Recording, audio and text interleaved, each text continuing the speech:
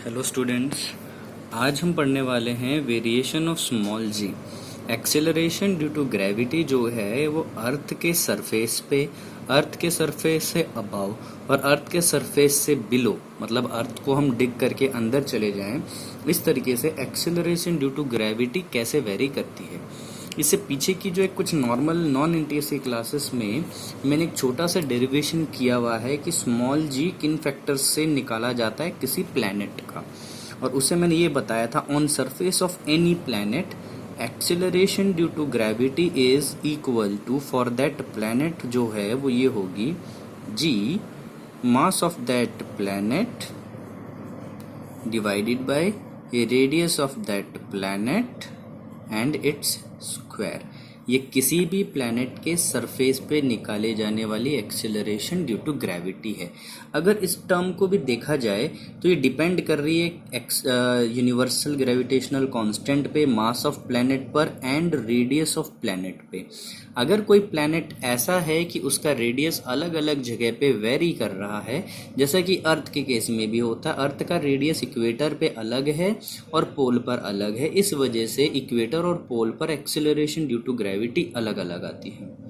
Due to these factors किसी भी person का वेट इक्वेटर पे अलग आएगा और आपका पोल पर भी अलग आएगा। हमें जो आज पढ़ना है मेजरली, इसे तो मैं आगे डील करूंगा ही, हमें जो इम्पोर्टेंटली बात करनी है वो करनी है कि acceleration due to gravity h height above the surface of earth क्या होगी। बेटा मैं डिराइव नहीं कर रहा, मैं सीधे रिलेशन बता रहा हूँ, लेकिन ये आ कैसे रहे हैं उसके बारे में थोड़ा हम बात कर सकते हैं।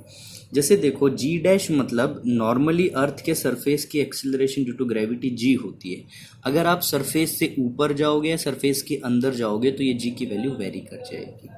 अब जरा थोड़ा सा समझिए, सपोज दिस इज अर्थ और अर्थ के सरफेस से आप h हाइट ऊपर चले गए, कोई एक मास जो है इतनी हाइट पर चला गया, तो इस मास पर अर्थ के कारण एक्सेलरेशन ड्यू टू ग्रेविटी जो लगेगी, जैसे यहाँ लिखा था, ठीक है, ये तो सरफेस के लिए है। अब जनरली क्या होता है, G mass of planet divided by R square. R मतलब जिस मास के ऊपर एक्सेलरेशन ड्यू टू ग्रेविटी हमें कैलकुलेट करनी है वो उस प्लैनेट से कितने डिस्टेंस पर है। तो प्लैनेट का रेडियस आर है, कैपिटल आर, तो स्मॉल आर की वैल्यू हो जाएगी कैपिटल आर प्लस एच का होल स्क्वायर, ये टर्म बनेगी। ठीक है, अगर मैं इस वह जो नई एक्सेलरेशन ड्यू टू ग्रेविटी है इसे अर्थ की सरफेस पे आने वाली जो स्टैंडर्ड ग्रेविटी से कंपेयर करना चाहूँ तो जहाँ पर भी ये टर्म आएगी उसे हम रिप्लेस कर देंगे जी से। तो हम कुछ ऐसा कर सकते हैं, इसे जी एम, इसमें से अगर आर को कॉमन लिया जाए बाहर तो आर स्क्वायर आएगा, यहाँ बनेगा 1 प्लस एच अपॉन आर का होल स्क्वायर। ये जो कंप्लीट क्वांटिटी है ये उस प्लैनेट की acceleration due to gravity on surface हो जाएगी और हमें ये रिजल्ट मिलेगा जो कि मैंने यहाँ पर लिखा हुआ है। अब ये जो सारी चीज़ें हैं अर्थ के कॉन्टेक्स्ट में लिखी हुई है, तो यहाँ पर अर्थ आर ई लिखा है, आप इसे जनरलाइज करना चाहो तो आर प्लैनेट होगा, यहाँ पे भी फिर वही प्लैनेट का नाम आ जाएगा। ठीक, अब इसका स्पेशल केस है, बच्चे इसी को समझ लेते हैं यही सब कुछ है। इसका एक स्पेशल केस है, अगर जो हाइट, जितनी हाइट पर आप किसी भी मास पर उस प्लैनेट के कारण acceleration due to gravity calculate करना चाह रहे हो, अगर वो हाइट बहुत कम है आर ई से, रेडियस ऑफ प्लैनेट से, तो हम एक थ्योरम है जिसे कहते हैं बाइनोमियल थ्योरम, वो लगा सकते हैं। उसकी कंडीशन होती है ये कि 1 प्लस एक्स की पावर, ये प्लस या माइनस किसी में भी हो सकता है, यहाँ पर भी प्लस या माइनस कुछ भी हो सकता है। ठीक है, अगर ये कहता है अगर ये जो x है ये 1 से बहुत ज़्यादा छोटा है तो बाइनोमियल थ्योरम लगती है। अगर h r से बहुत ज़्यादा कम होगा तो h अपॉन आर ई बहुत ज़्यादा कम होगा। h बहुत ज़्यादा कम है तो न्यूमरेटर छोटी चीज़ है, डिनोमिनेटर से डिवाइड होगी तो 1 से कम आएगा, मतलब इस 1 से बहुत छोटा आएगा, और उस केस में हम बाइनोमियल लगा सकते हैं। बाइनोमियल का रूल क्या है, ये जो पावर है ये सीधा इस x से मल्टीप्लाई हो जाती है, 1 प्लस एन एक्स। अगर इसका साइन माइनस है तो माइनस एन एक्स हो जाएगा। जैसे इसके 3-4 अलग अलग फॉर्म लिखता हूँ, जैसे मैंने ये लिखा, तो ये क्या होगा 1, फिर ये n इस वाली पूरी टर्म से मल्टीप्लाई होगा तो माइनस एन एक्स आ जाएगा। अगर मैं यहाँ लिख दूँ ये प्लस में पावर और यहाँ एन एक्स, तो 1 इन दोनों का multiplication with sine plus n x हो गया। अगर मैंने यहाँ लिखा ये, तो माइनस एन माइनस क्या हो गया प्लस हो गया। तो इस तरीके से आप मतलब पावर को इस टर्म से मल्टीप्लाई करना है, जो साइन आएगा वही क्वांटिटी यहाँ लिख दी जाएगी। ओके, तो हमें ये मिलता है it is only for the case when height is very less, ऐसा क्वेश्चन में मेंशन हो। ठीक है, when height is very less. जैसे देखो, find the height above the earth surface where g drops to 36% of g at the surface. Drops to मतलब इतनी हो जा रही है, मतलब अर्थ के सरफेस से किसी हाइट पर एक्सेलरेशन ड्यू टू ग्रेविटी 36% है। तो हमने लिख दिया जी डैश, जो एच हाइट पर एक्सेलरेशन ड्यू टू ग्रेविटी उसे जी डैश, वो 36% है।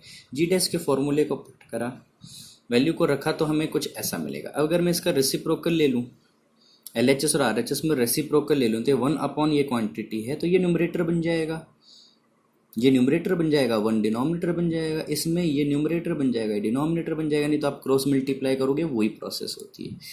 ठीक है, ये क्वांटिटी आएगी। इस स्क्वायर को इधर भेजा तो 100/36, इसका अंडर रूट आएगा 10/6। H/RE की वैल्यू बनेगी 4/6, दैट इज 2/3। तो आपका जो आंसर आना चाहिए, हाइट इज 2/3 ऑफ RE। अब 2-3 टर्म याद रखो। Radius of earth on an average is taken as 6400 kilometre. Metres में बात करूं तो 64 इंटू 10⁵ मीटर्स। ये साइंटिफिक टर्म में नहीं लिखी है मैंने, एक जनरल वे में लिख दी। इसी तरीके से मास ऑफ अर्थ जो है वो 6 इंटू 10⁻24 kg, और कैपिटल जी की वैल्यू भी आपको याद होनी चाहिए, 6.67 इंटू 10⁻11। ठीक है, इसके यूनिट जो है newton metre square per kg square. Now variation of g as we go below the surface. अच्छा, एक चीज़ देखो, अगर आपको ना इधर पे टर्मिनोलॉजी में कोई दिक्कत आती है तो अपने अकॉर्डिंग वेरिएशन कर सकते हो। मैं कह रहा हूँ सरफेस से एच हाइट में नीचे जा रहे हो, आप एच हाइट बोल दो या फिर कह दो एच डेप्थ बोल दो, या इसको एच की जगह डी भी ले सकते हो, लेकिन बुक्स में आपको डेप्थ के नाम से मिलेगा। तो ज़रा यहाँ बात करते हैं। यहाँ क्या है, इस पॉइंट पर आप डिग करते हुए अर्थ के अंदर यहाँ आ गए, तो अपनी तरफ खींचने वाला जो मास होगा ना अर्थ का, वो ये होगा। ये बाहर वाला जो हिस्सा मास है जो आप अपने ऊपर छोड़ गए, वो आपके ऊपर ग्रेविटी लगाएगा, बट उसका रिजल्टेंट 0 हो जाएगा। मतलब इतने मास, यहाँ वाला मास जो आप पे ग्रेविटी का फोर्स लगा रहा है, और इधर वाला बाहर का मास जो आप पे ग्रेविटी का फोर्स लगाएगा, इनका इफेक्ट, और ऐसे ही अलग अलग पॉइंट पे जितने भी इफेक्ट आएंगे वो कैंसिल आउट होंगे। तो इसे शेल जैसा स्ट्रक्चर कहा जाता है। मतलब एक शेल आप समझते होंगे, किसी एक सॉलिड चीज़ के बाहर एक कवरिंग, तो आप बीच में हो, तो ये बाहर वाली जो शेल है वो आप पर जो भी अपना फोर्स का इफेक्ट ला रही है वो 0 होगा, चाहे वो ग्रेविटेशनल हो, आगे 12th में पढ़ोगे इलेक्ट्रोस्टैटिक फोर्स, वो भी 0 होगी। एक्चुअली यहाँ पर इसके कारण जो नेट इलेक्ट्रिक फील्ड बनती है वो 0 हो जाती है। ठीक, इस वजह से ऊपर का मास काउंट नहीं होगा, मास सिर्फ काउंट होगा ये वाला। अब तो जी डैश जो होगी, G mass of a planet that is accelerating you, आपके ऊपर फोर्स लगा रहा है, वो एम डैश है। इस बार अर्थ पूरी नहीं है क्योंकि अर्थ के आप कुछ गहराई में आ चुके हो, एंड इधर का रेडियस आर। अब इतना ये कह सकते हैं, ये आर जो है ये R of earth minus h के इक्वल होगी, क्योंकि ये कंप्लीट तो रेडियस ऑफ अर्थ है, उसमें से आप एच डेप्थ पे आ गए, तो small r is R minus h. अब एक ये फॉर्मूला कई जगह पे आता है, इस फॉर्मूले को मैं बता देता हूँ कैसे आया है। ये आया है डेंसिटी के रिलेशन से। देखो, density of any spherical substance, और any substance is mass upon volume. क्योंकि अर्थ को हम एज्यूम कर लेते हैं कि एक स्फीयर है, तो इसकी वॉल्यूम जो आएगी 4/3 पाई आर क्यूब। तो मास की जगह ये वैल्यू पुट कर दीजिए, यहाँ पर मास की जगह पर ये वाली वैल्यू को पुट कर दीजिए। तो हमने जब इतने पोर्शन की बात करी, तो यहाँ पे रेडियस भी क्या होगा, स्मॉल आर का क्यूब होगा। तो मास की वैल्यू जी डैश में पुट करो, G multiply by 4/3 pi rho R cube upon R square, ये और ये कैंसिल आ गया। सो जी डैश इज, जो आपका जी डैश है, जी 4/3 पाई रो आर। ठीक है, ये वैल्यू आएगी। अब याद आपको ये वाली चीज़ करनी है, समझाता हुआ मैं अच्छे से चलूँगा, इवन तो मैं चाहूँ तो आपके लिए डिराइव करके दे सकता हूँ कि ये चीज़ कैसे आई है, बट मैं जो चाह रहा हूँ कि आप इसे मेमोराइज़ कर लीजिए, वो ज़्यादा बेटर है। देखो क्या है कि ये जो क्वांटिटी है G M of planet upon R of planet का क्यूब इंटू आर, यहाँ से ये पता लग रहा है जी डैश आर के साथ वेरी कर रही है जैसे जैसे आर बढ़ेगा, लेकिन ये आर मेजर कहाँ से, सेंटर ऑफ अर्थ से है। जैसे जैसे आर की वैल्यू बढ़ती जाएगी वैसे वैसे जी की वैल्यू बढ़ती जाएगी। अगर इस आर की जगह हम थोड़ी सी इसकी स्पेसिफिक वैल्यू को रख दें, ठीक है, तो आपको और रिजल्ट भी आ जाएंगे। ठीक, अब इससे इस पर कैसे आए, इससे इस पर आने का तरीका आपको पहले ही बता रखा है मैंने कि G M upon R square जो है इसे ऐसा स्प्लिट कर सकते हो, G M upon R square into R upon R, तो ये क्वांटिटी स्मॉल जी हो जाएगी और ये आर अपॉन ई आ जाएगा, तो small g upon R E into R. What is R here, R e minus h, put कर दीजिए and you will get the relation in terms of h. इसे डेप्थ भी कह सकते हो। ये ऑलवेज एप्लीकेबल है, इसमें किसी तरह का अजम्पशन बाइनोमियल नहीं लगाई तो अजम्पशन भी नहीं हुआ। ठीक है, इसका यूटिलाइजेशन कई क्वेश्चंस में आता है। ठीक है, तो G dash is G R E अब इंटू आर होता है स्मॉल आर की वैल्यू ये है। अगर मैं आर ई को यहाँ पर डिवाइड करूँ तो बनेगा 1 minus H upon R E. अब इसमें से एक स्पेशल केस आ जाता है कि अर्थ के सेंटर पे कितना होगा। अगर आप अर्थ के सेंटर पर हम पहुंच गए, हम तो कितनी गहराई पे आ गए, एच तो सरफेस से यहाँ से चलते चलते यहाँ तक आ गए, तो रेडियस के बराबर आ गए, तो एच की वैल्यू रेडियस के बराबर रखोगे तो आर ई अपॉन आर ई दोनों वैल्यू बराबर है, 1 आएगा, 1 माइनस 1 0। तो अर्थ के सेंटर में एक्सेलरेशन ड्यू टू ग्रेविटी मैंने पहले की वीडियो में बोला हुआ है नॉन एनटीसी वाले में, वो 0 होती है। इसीलिए किसी भी ऑब्जेक्ट का मास अर्थ के सेंटर या किसी प्लेनेट के सेंटर पर मास नहीं, वेट जो है वो 0 आएगा। अब ग्राफ बना रहे हैं हम जरा स्मॉल जी और आर के बीच में। ये वाई एक्सेस स्मॉल जी के लिए और ये वाली distance from the centre of the earth. मान लो मैंने इस अर्थ को अज्यूम किया, यहाँ उसका सेंटर है, ये पोजीशन होगी अर्थ का सरफेस जब स्मॉल आर कैपिटल आर के बराबर। ये इनसाइड द अर्थ या outside the earth, inside the earth का वो रिलेशन देखो, जी डैश वाला जो था ना, G upon R E into small R, R E constant value radius of earth, small G constant value, तो G dash is proportional to small R, directly proportional, इसलिए ऐसे बढ़ता जाएगा। अगर आप नेक्स्ट देखोगे G dash is equal to, जो हमने जनरल एक और लिखा था, ठीक है, स्मॉल जी की टर्म में वाला याद कर लो चाहे दूसरे वाला याद कर लो, ठीक है, स्मॉल जी की टर्म वाला याद करना ज़्यादा बेटर है हमारे लिए, लेकिन स्पेसिफिक वही वाला जो हम लोगों ने लिखा था। जैसे एक तो ये हो सकता है G M upon R square, इससे ये पता लगता है, ठीक है, या फिर आप एक ये ले सकते हो स्मॉल जी 1 अपॉन एच अपॉन आर ई का स्क्वायर, ठीक है। जैसे यहाँ हमें स्मॉल आर से रिलेशन देखना है, आर ई की टर्म्स में जाने की जरूरत नहीं है, तो हम स्मॉल आर वाला रिलेशन देख रहे हैं। तो ये जो स्मॉल आर वाला रिलेशन है वो बता रहा है इन्वर्सली प्रोपोर्शनल, तो आपका ऐसा ग्राफ है। देखो एक क्वेश्चन है, find the weight of a person at a depth r/2 below the earth surface. देखो बेसिक फॉर्मूले डेप्थ वाला तो कोई दिक्कत नहीं है, हाइट में आपको ज़रा सोचना पड़ता है।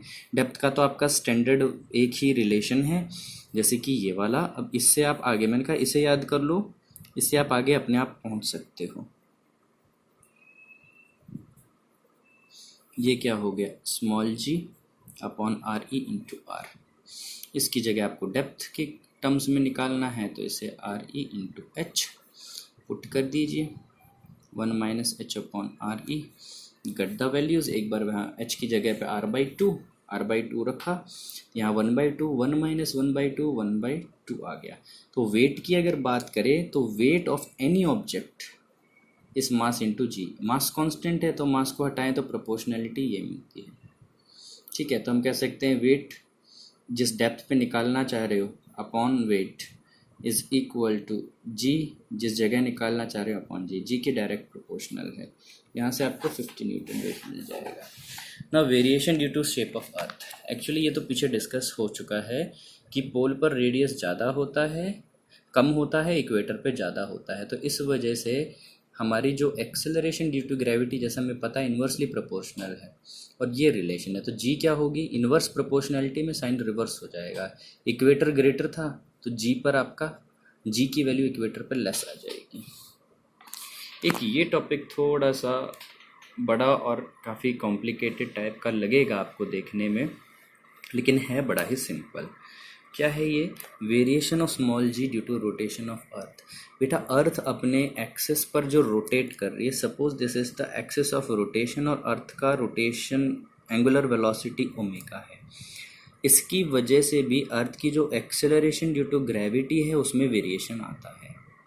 ठीक है, जरा समझना, एक बार एग्जाम्पल के लिए समझ लीजिए, आप मैरी गो राउंड वाले झूले पर हो, जब आप गोल गोल घूम रहे हो उस पर, जिस तरह का वो जो झूला होता है ना, ऐसे डिस्क बनी हुई होती है, फिर यहाँ पर आप खड़े हो कहीं पर भी, ये गोल गोल घूम रही होती है। अगर आप ढंग से जोर से हाथ से इसे पकड़ के नहीं रखोगे तो आपको एक बाहर की तरफ एक आउटवर्ड पुश फील होगा। ये पुश होता है ड्यू टू सेंट्रीफ्यूगल फोर्स।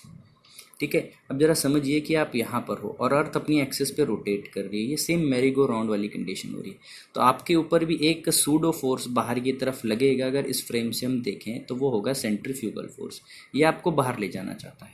लेकिन ये फोर्स इतना ज़्यादा स्ट्रॉन्ग नहीं होता है क्योंकि अर्थ की जो एंगुलर वेलोसिटी बहुत लेस है। ठीक है, तो इतना ज़्यादा स्ट्रॉन्ग फोर्स नहीं होता, इसीलिए अर्थ की ग्रेविटी जो है इसे काउंटर कर लेती है। ठीक, तो ओवरऑल नेट फोर्स जो हम पे लग रहा है वो इस सेंट्रीफ्यूगल फोर्स के कारण कुछ रिड्यूस हो जाता है, और रिड्यूस होने के कारण स्मॉल जी भी जो हम पे लग रही है वो रिड्यूस हो जाती है, इसे जी इफेक्टिव कहते हैं।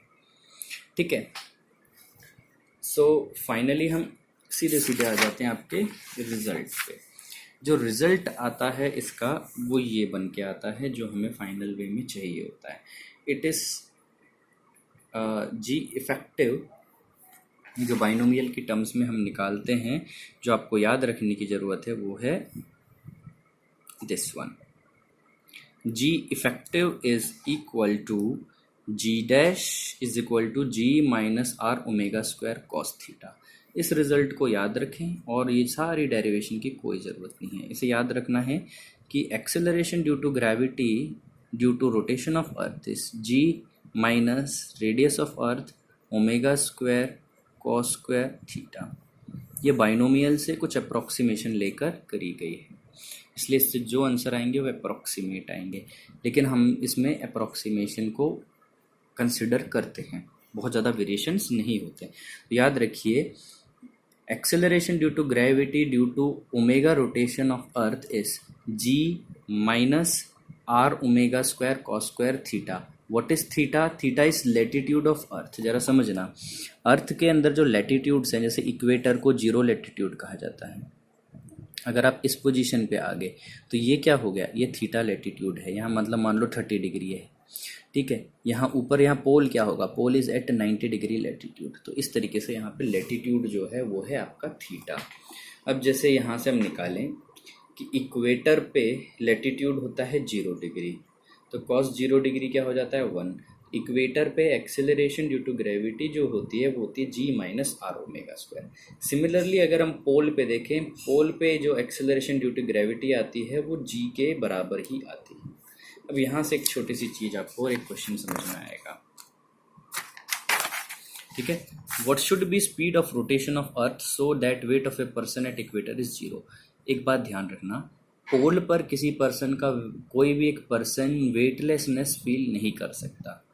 पोल एक ऐसी पोजीशन है अर्थ पर जहां पर पर्सन वेटलेसनेस की कंडीशन फील नहीं कर सकता। इक्वेटर और डिफरेंट लेटीट्यूड पे हो सकता है, तो इन्होंने बोला एट इक्वेटर, तो याद रखें equator is at an 0 degree latitude. उसमें फॉर्मूले में थीटा क्या है, लेटीट्यूड ऑफ अर्थ।